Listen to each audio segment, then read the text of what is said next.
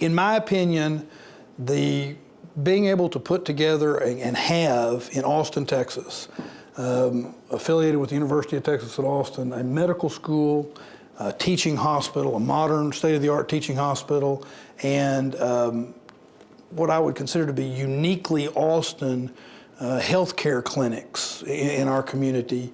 And so we really do have a health science center that involves research and scientific discovery and all those things. We can talk more in detail if you'd like.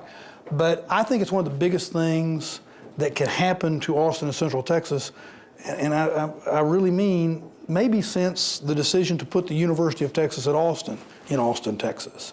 And we've talked about it a long time. Like I said, Liz and I got here in 1981, and really since that time, there's always been some discussion about why is there no medical school in Austin? We need to have a medical school and what it would mean. Now, I've got some theories about why it's been a little slow coming along, but there has been, over the past several years, extraordinary work that's been done at the University of Texas, with Seton and UT Southwestern, with the healthcare district for Travis County, and in a variety of other things. I don't mean to slight anybody or anything, but you've had a lot of extraordinary work that's kind of led us to a point where, in my view, we are ready to say now is the time. I think that it's required some political will that has not really been there. I think it's required, it's going to require us to navigate a very complex path that really the plan hadn't been put together up until now, and we're really starting on that. And I think there's been almost a part of the political will failure has been a fear of failure. Who's going to really step out there and say, now's the time to do it, and here's the process for trying to bring it about, for fear, ooh, it won't work. So back on September 20th, I said, here are 10 things that I think this city needs to do in 10 years.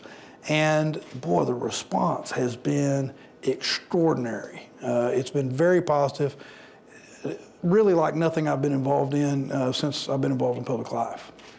Why do you think the timing is right? Talk a little bit more about that, and then you can lay out the components a little bit more. Because it does seem like a lot of things have matured, and you picked a really good time for it. Yeah, well, let me go real broad, and then I'll try to get narrower. Look, Austin is, in my opinion, in another transition. And I said this before. The city of Austin, as I read its history or write its history, however you want to phrase that, has gone through several transitions. The first is the first transition is what I would call settlement. When the place was decided that this was going to be a city, and Edwin Waller kind of took the lead on laying out the city of Austin, and it was interesting because when that was done, it's basically what we now know as our downtown. The southern border was the Colorado River, the eastern border was Waller Creek, the western border was Shoal Creek, and the northern border was a hill they called Capitol Hill. And interestingly enough, some people tell me that they named the hill just north of that and called it College Hill. And of course, we know what that became. That transition lasted until, I would say, the way I kind of characterize it, until the dams were finally built on the rivers.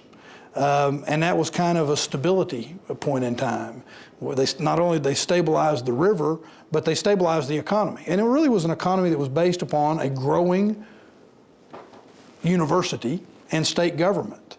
Then the next transition happened about 35 years ago.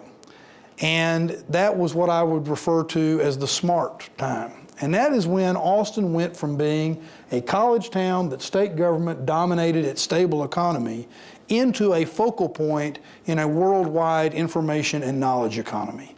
And I can get into all detail on that, but that transition, we've been in that transition, and I think now we're moving into, if we do this right, into the next transition, which is kind of a point in time where we build upon our knowledge economy at the very same time we enhance quality of life through better health care. Now, that's a long way of getting to the point that part of the reason I think now's the time is because in a lot of ways, we're maturing to the point that now's the time. We really weren't a business community that could compete with other communities when it came to wanting to create jobs and healthcare through a healthcare industry. Frankly, a lot of folks I've talked to will tell you that's one of the reasons that back in the late 50s, early 60s, San Antonio got the medical school instead of Austin. In addition to that, there's been so much investment go into research and healthcare type activities over the last decade. Things like what you have seen just recently. There was an announcement that Seton and UT Southwestern, their research institute that they have created together, that is, they just hired their first executive director. And he's a guy from the National Institutes of Health.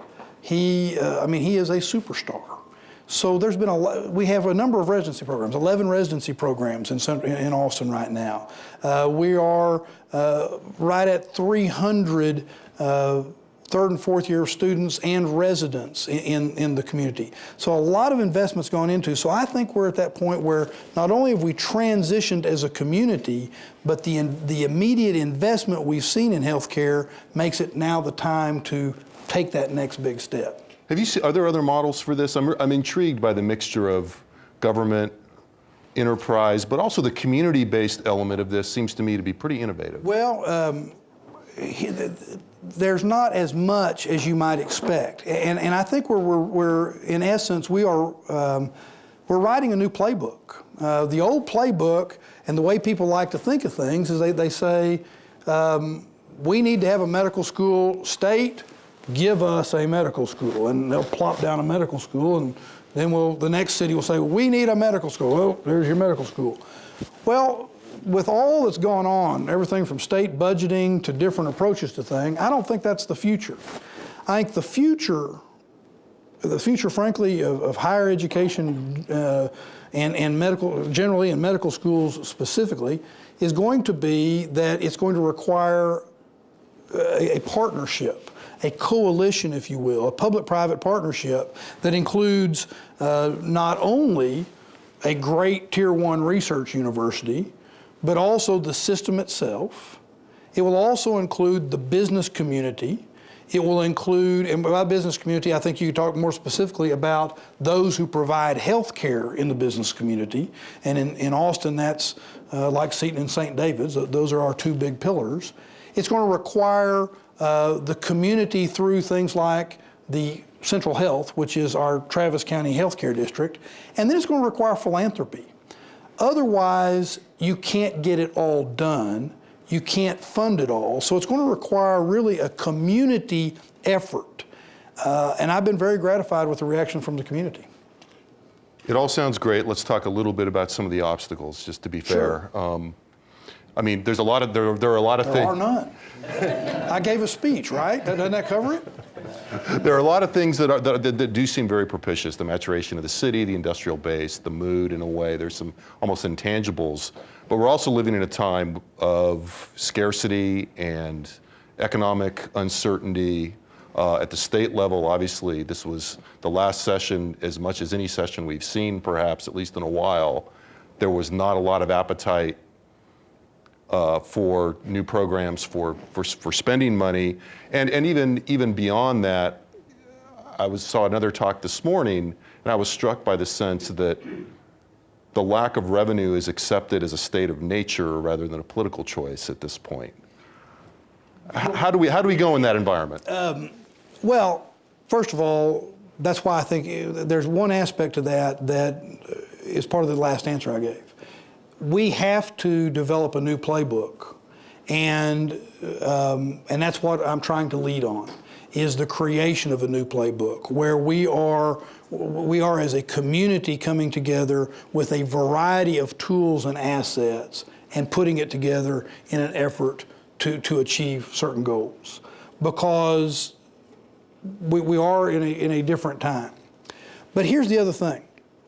I really believe that an investment in something like a medical school, particularly in a place like Austin, Texas, that has so many assets, first of all, I would argue that the investment ought to be made, if for no other reason, because of past investment. This community has made such a significant past investment, it would be wrong not to take it to the next step where you can completely fulfill that initial investment. But the other part about it is this. There really, in my view, is no state economy. Now, we talk about, we look at numbers as the state, and we talk about Texas as a whole, and we take a lot of pride in that from time to time. But really, the state economy is the sum of its regional component parts. And we are going to need to advocate strongly for making the investment that will strengthen some of our regions. You know, some of the conservative estimates I've seen that if we do things like have a medical school in Austin, Texas, and some of the other aspects to it, what you could do is you would create 15,000 permanent jobs, have about $3 billion in economic activity, and that benefits the entire state. We are going to have to recognize that even in a time of wanting to be smart and maybe scarce resources, we have to make investment in the long term. We have to make investment in certain types of infrastructure if we want to have jobs. We're going to have to make investment in certain type of infrastructure if we're going to want to have quality health care. We have to make these investments or our economy will ultimately suffer. I got to tell you, I look at this room and we got some young folks in this room, and I'm worried for them. Because what I'm worried about is that if we're not careful, we're going to create the first generation of Texans that don't inherit any excess infrastructure as they try to build their economy. I mean, let's face it, somebody my age, I got here in '81, when Liz and I got here, there was excess road capacity. There was excess, we had lots of doctors. We're behind on doctors in this state. We're behind on doctors here locally. There were enough nurses. Well, we're behind on that in Texas and here locally. There was enough water. Well, today we know this drought has brought home the problems with that, and we've not funded the state water plan. So my point being that those of us that are our age, my age, you may not want to be included in that, my age, we inherited excess capacity so that we could build a strong economy. Our parents and our grandparents made that investment. I'm real worried that these folks are not going to inherit the excess capacity, and now they're going to have to compete on a global basis with jurisdictions that are willing to make that investment. So, in direct response to your question, I think now more than ever, when we are seeing some of the problems we have in terms of jobs and job creation, this is the time to make the investment that will benefit us over the long haul economically.